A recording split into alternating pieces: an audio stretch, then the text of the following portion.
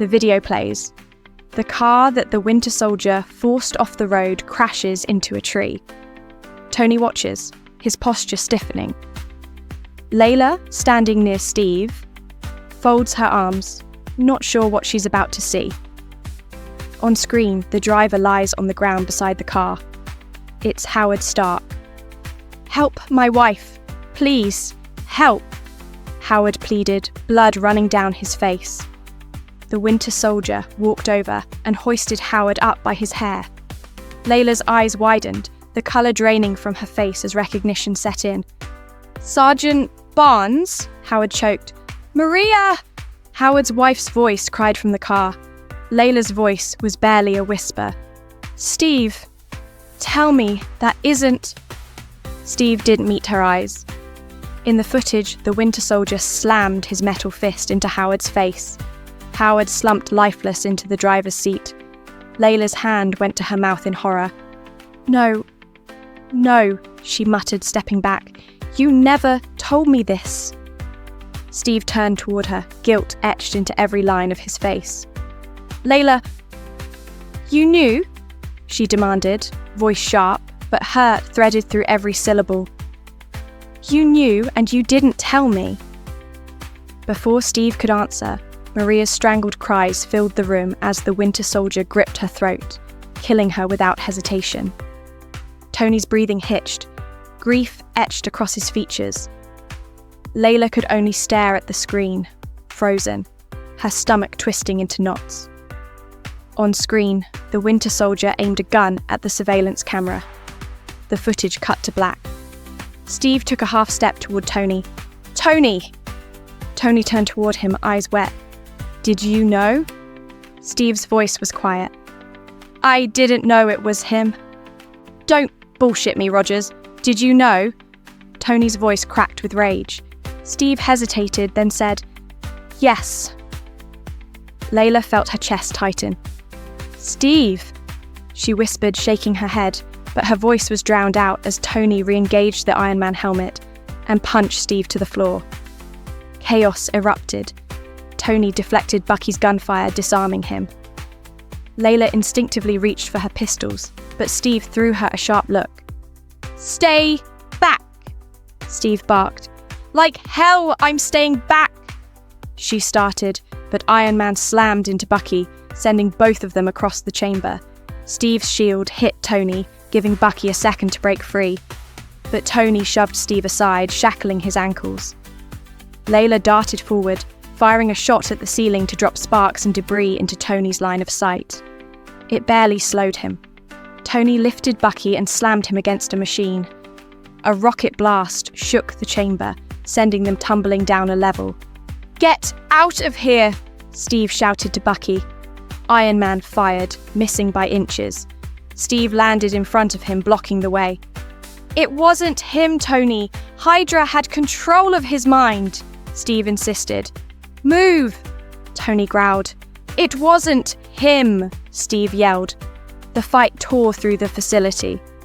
Bucky scrambled up the tower's platforms, Iron Man chasing despite failing jets. A repulsor shot meant for Bucky ricocheted off Steve's shield, knocking Tony down a level. "He's not going to stop," Steve warned. "Go!" Layla took the stairs, two at a time, cutting across the metal grating to flank Tony. "Tony, stop this! You're going to kill each other." "Stay out of this, Layla!" Tony snapped without looking at her. "He killed my mum!" Layla faltered for half a second but forced herself to keep moving, training her sights on his gauntlet, before Steve intercepted again. The fight devolved into brutal hand-to-hand. Fists, shield strikes, metal on metal. The shield passed between Steve and Bucky like they'd trained for this moment their whole lives. Layla darted in twice to force Tony back with suppressing fire, but he adapted fast, knocking her gun from her grip with a repulsor blast that sent her sprawling. By the time she got up, Tony had blown Bucky's metal arm clean off. "No!" Layla shouted, charging forward again, but Steve was already there, shield up, blocking Tony's next strike. Tony and Steve were still locked in a brutal, exhausting fight in the silo. Laila, panting and bruised, kept herself between Bucky's prone form and the two men trading bone-crunching blows. "Friday!" Tony barked, his voice raw through the comm. "You can't beat him hand to hand."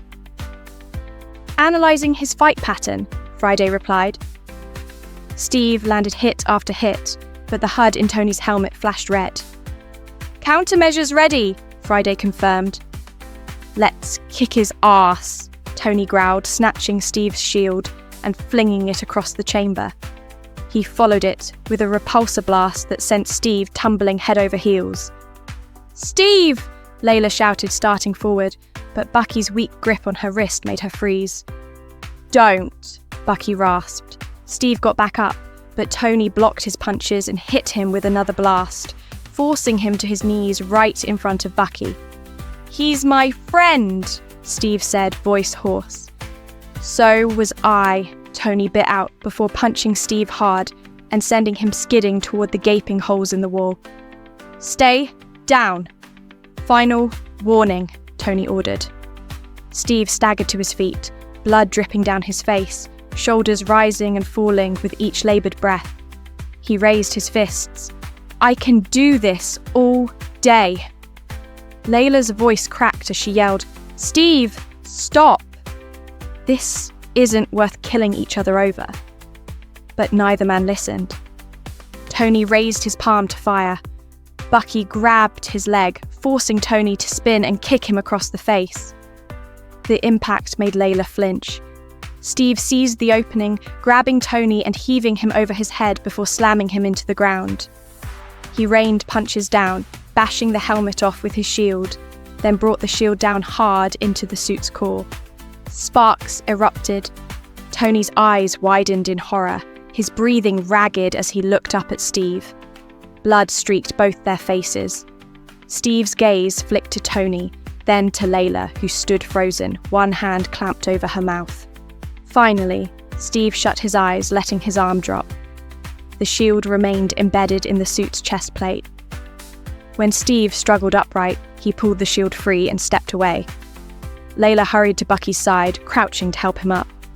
Steve took Bucky's other side, the two of them hauling him to his feet as Tony watched from the floor. "That shield doesn't belong to you," Tony said, his voice breaking. Steve stopped but didn't turn. "You don't deserve it. My father made that shield." Tony's words echoed off the steel walls. Steve stood there for a beat, jaw tight. Laila glanced at him, her face caught between exhaustion and heartbreak. Without a word, Steve let the shield drop. It hit the floor with a metallic clang that rang in the silence. Laila kept her arm around Bucky as Steve wrapped his own around him, the three of them turning their backs to Tony and walking toward the exit, their footsteps heavy and slow. Wakanda, medical facility. The room was quiet, sterile, lit with a soft white glow. Bucky stood beside the cryo chamber, glancing between Steve and Laila. She lingered close, her arms folded, eyes scanning his face as if memorizing every detail. "You sure about this?" Steve asked, his voice low. Bucky nodded. "I can't trust my own mind. So until they figure out how to get this stuff out of my head." He glanced at Laila, his gaze apologetic. "I think going back under is the best thing. For everybody." Layla's brows knit. "You really think I want to watch you climb into that freezer again?" she asked, her voice tight. "It's not about what you want," Bucky said gently. "It's about keeping everyone safe." Her lips pressed together, but she stepped closer, touching his arm briefly.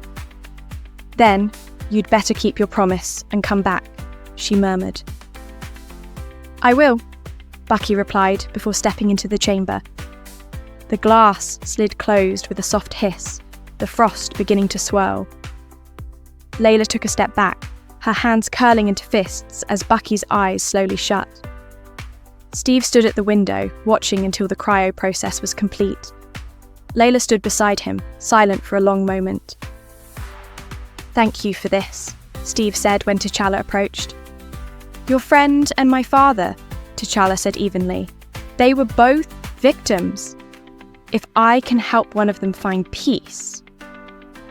You know, Steve said, glancing at the Wakandan king, if they find out he's here, they'll come for him. T'Challa's gaze was steady. Let them try.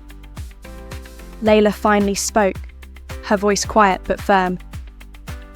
They'll have to go through me first. Night. Remote safe house.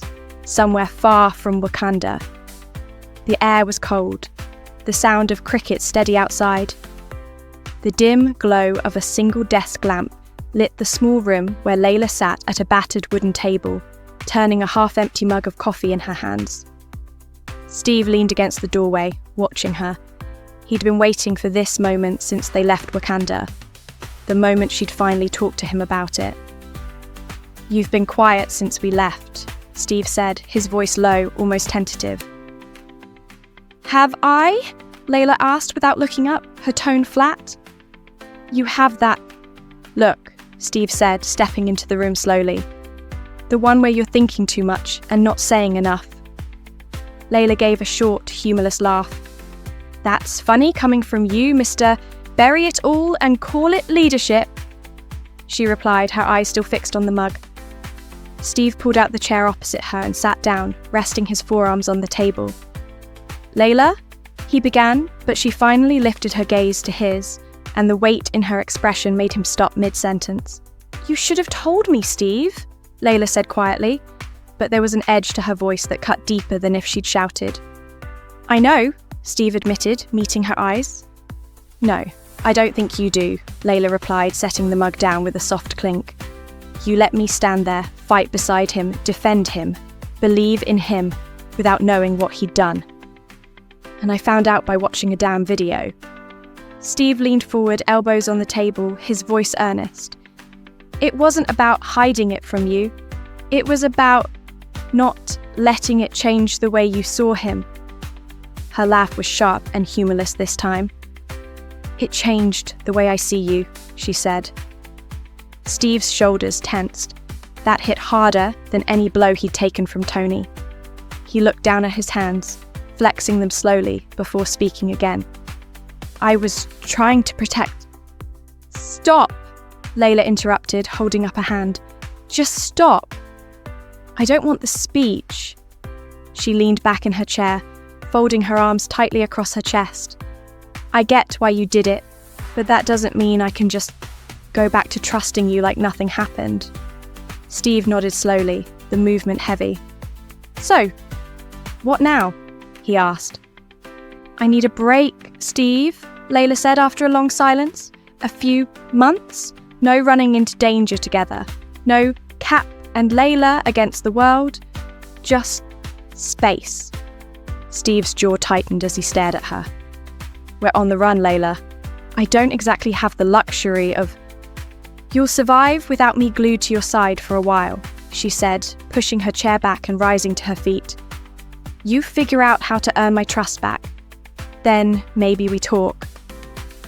I'll figure it out, Steve said quietly, watching her walk toward the door. No matter how long it takes. Laila paused in the doorway but didn't turn around.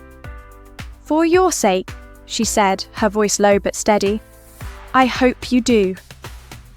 The door shut softly behind her, leaving Steve alone with nothing but the hum of the lamp and the echo of her words.